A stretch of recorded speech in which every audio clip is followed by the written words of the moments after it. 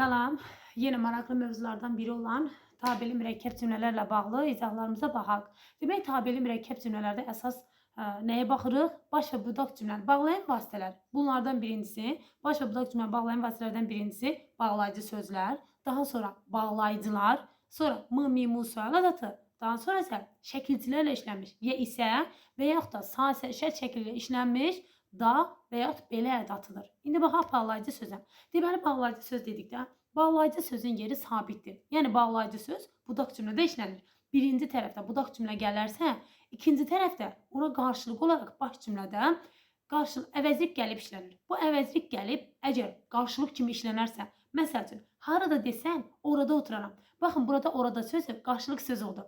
Əgər burada orada söz qarşılıq söz kimi işləndisə, əvəzlik gəlib olduğu ad artıq yaddan çıxılır. Artıq onun adı olur qarşılıq söz. Yəni necə?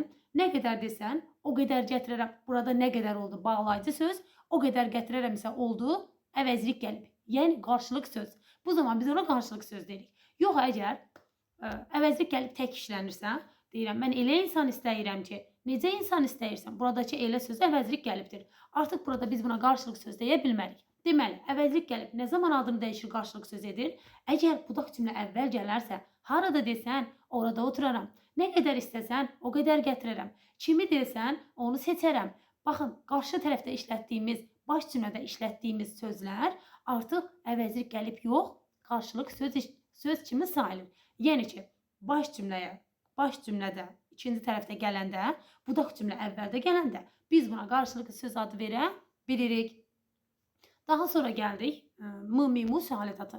M, mi, mu sual ədatı nə zaman bağlayıcı vasitə olur? M, mi, mu sual ədatı o zaman bağlayıcı vasitə olur